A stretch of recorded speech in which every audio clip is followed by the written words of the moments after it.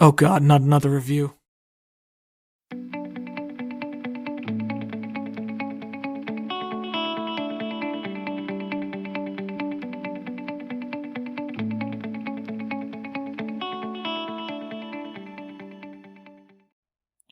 Alright, so right off the bat, I had no prior knowledge to Mortal Shell.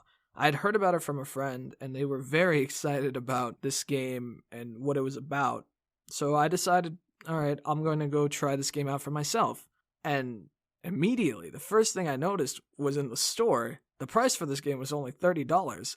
And then when I had asked my friend about the game, he had told me that you can actually just finish this game within 13 hours, somewhere around there. So that really made me hesitant about wanting to actually play this game because I was so familiar with playing games that were at least 30 to 80 hours long. So I wasn't entirely sure how fun this game would actually be. And wow, was I surprised. This game was actually quite a lot of fun.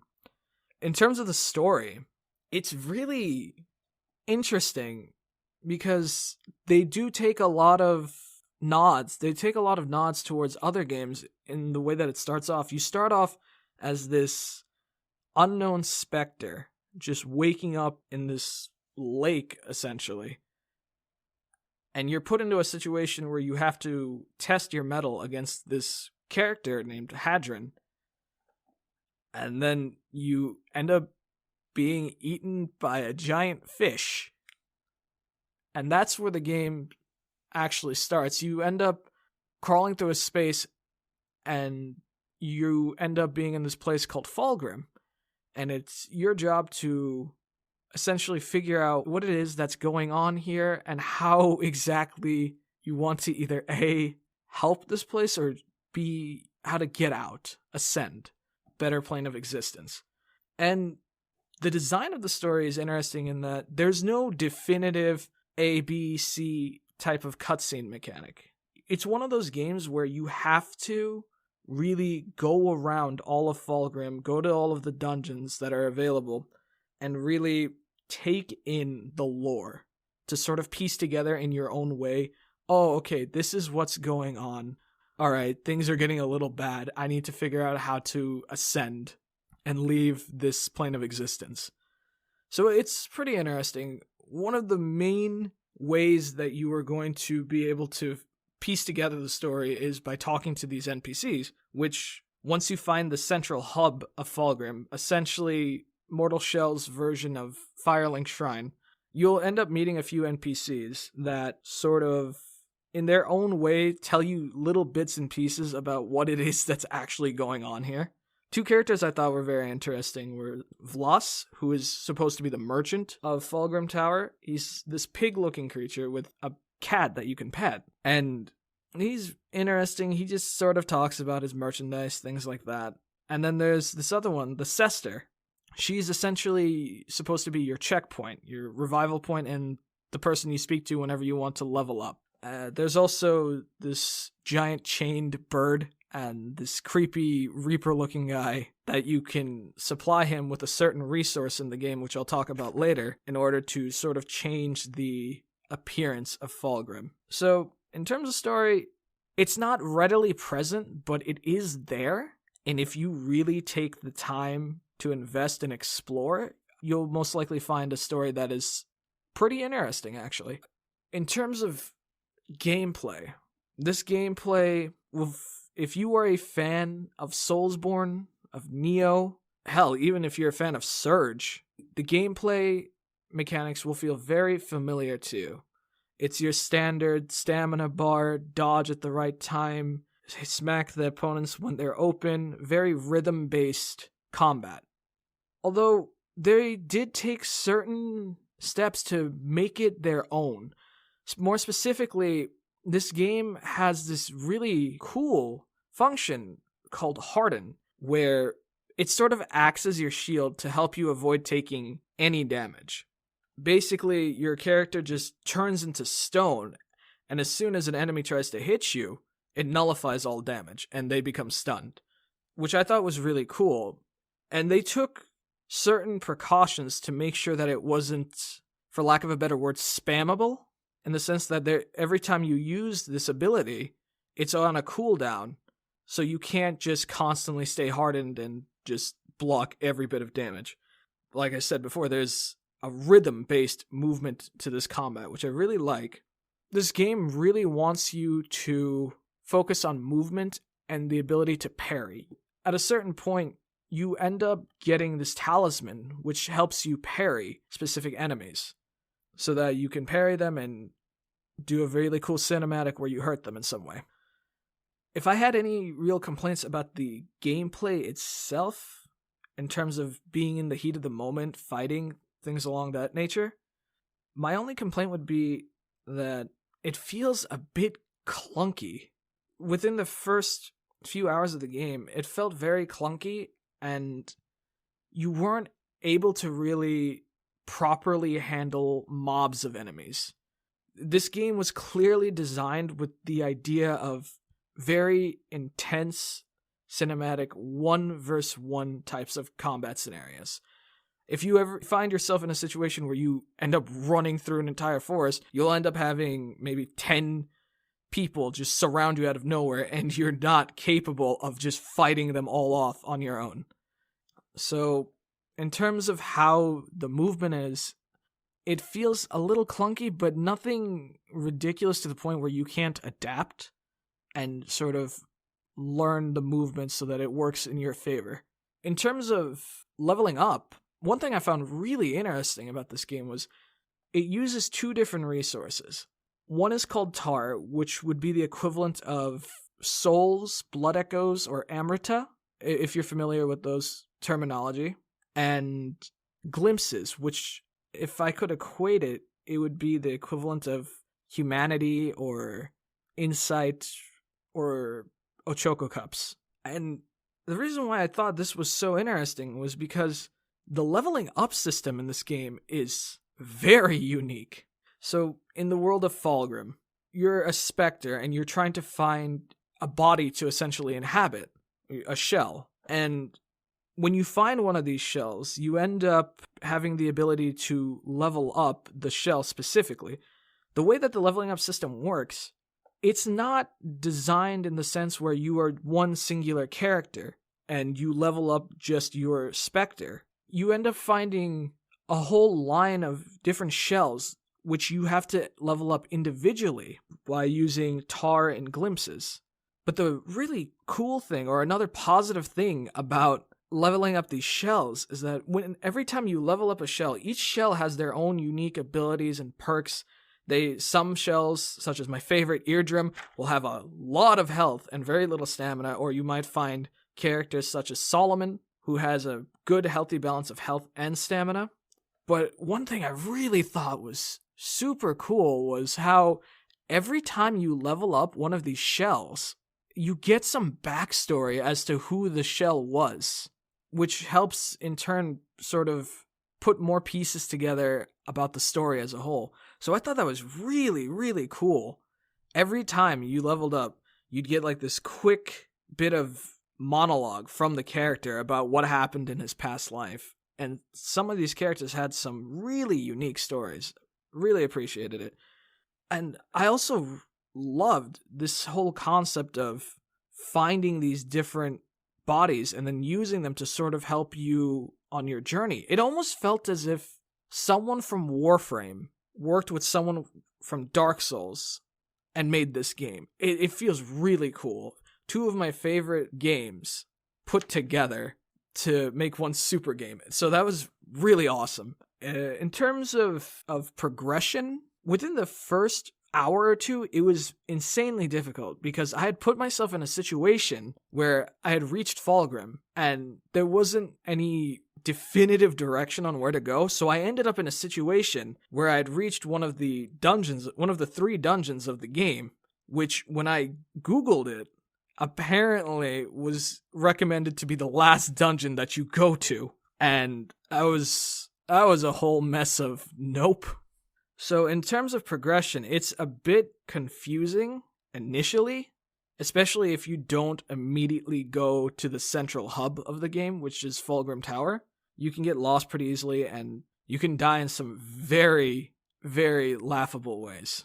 But within the first hour or two, the overall difficulty went down by a lot. Once I had figured out how the shell system worked, how leveling up worked, once I figured out that you could actually get a lot of healing related resources from just walking around the forest and picking up mushrooms to talking to Vloss and just spamming his roasted rat inventory, the game became very, I'm trying to put this in a polite way, very accessible to sometimes borderlining on laughably accessible.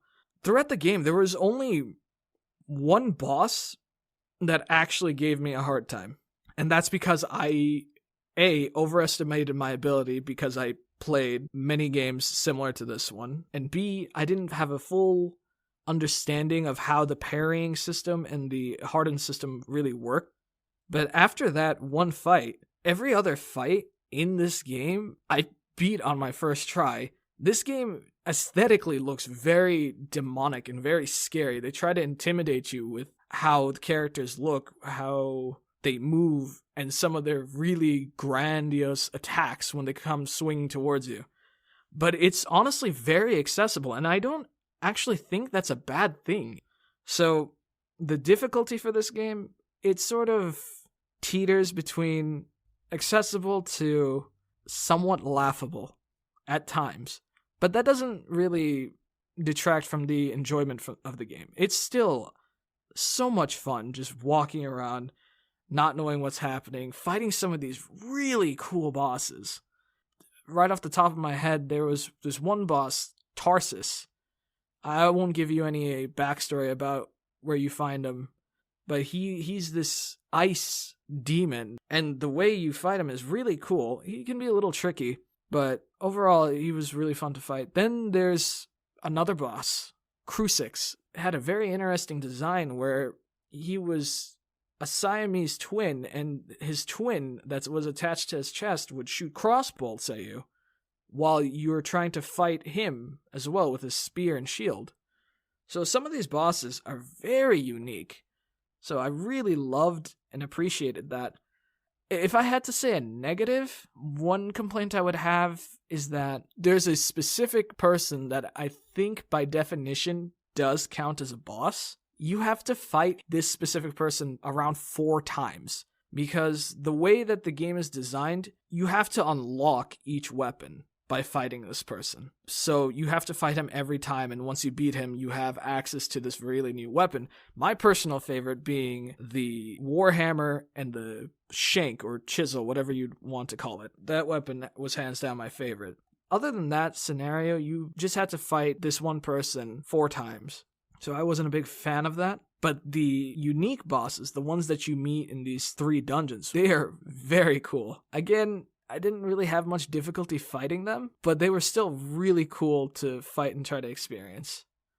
One other issue that I did have was the ending. Certain plot twists become very noticeable. You can see what's going to happen almost a mile away.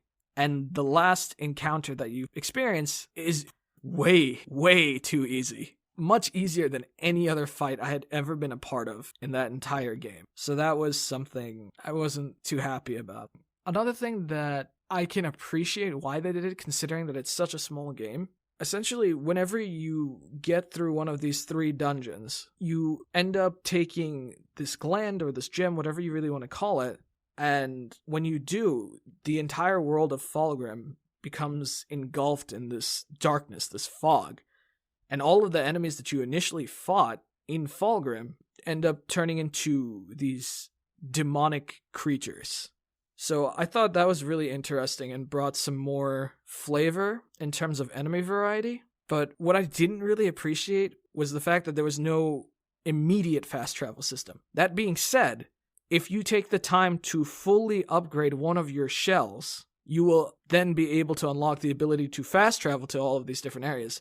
But that's a lot of effort just to unlock one mechanic. And truth be told, the game is small enough where you are able to run around efficiently. So fast traveling isn't that big of a deal, but it would have really helped, especially since whenever you complete one of these dungeons, once you reach the end of that dungeon, you can't just immediately go back to the central hub, Fulgrim Tower. You have to run all the way back, refighting every enemy you fought to get to the end of the dungeon. You have to fight them all back to get back to Fulgrim Tower. So that was a little irritating for myself. I didn't really like the fact that I had to run back and forth, but I did appreciate how the fog added on to the story, how it had this weird twisted element of, oh, what have you done? This world is starting to fall into the abyss. People are turning into demonic creatures. I thought that was really cool. I liked that. I just didn't appreciate the padding. The game took me probably half the amount of time my friend had told me. It only took me around 8 hours. I didn't find every single chest, things along that nature. But the game took me roughly around 8 to 10-ish hours. And once you end up having a concrete mental map of the land, or the lay of the land, it becomes really easy to just beeline it to wherever you need to go and just go straight for the fights, which was what my personal interest was, the unique boss fights. I really wanted to have a cool, intense fight with these bosses. In terms of enemy variety, there is a good amount of enemy variety. You'll have your standard farmer-looking individuals that do very basic attacks that you can kill really easily. You'll have certain tankier-looking enemies that just swing giant sticks around and try to take you out. Each dungeon has their own unique flair of specific types of enemies, such as the Shrine of Ash, the Crypt of the Martyrs. They have their own unique enemies that really complement the aesthetic of where you're fighting.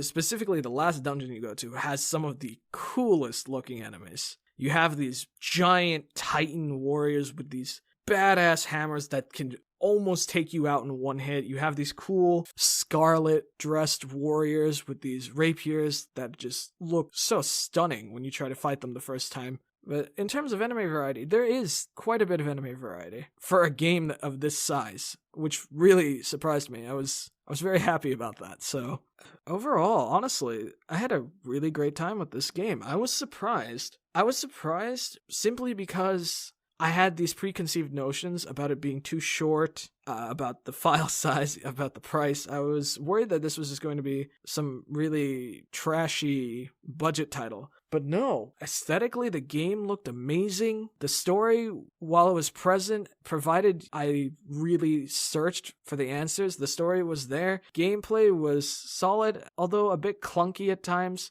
Overall, the aesthetic was beautiful. I love, specifically, Eardrum, that shell. He looks so cool. I love him. But overall, yeah, it was a lot of fun. If I had to give this game a rating, I guess I would say it was something along the lines of solid to really good. If you're looking for a numerical score, I'd probably give it somewhere around a 7 to 8, around that range. And overall, I was pleasantly surprised. And if you are a fan of Dark Souls, Bloodborne, Demon Souls, the Neo series, Surge, if for some reason you're a fan of Lords of the Fallen, which I don't imagine there are too many of you, you should get this game if you are a fan of all of those titles. And I really can't wait to see what else they have in store. If they are planning to make a sequel, or if they're planning to make an entirely new game, I really think they have something good here.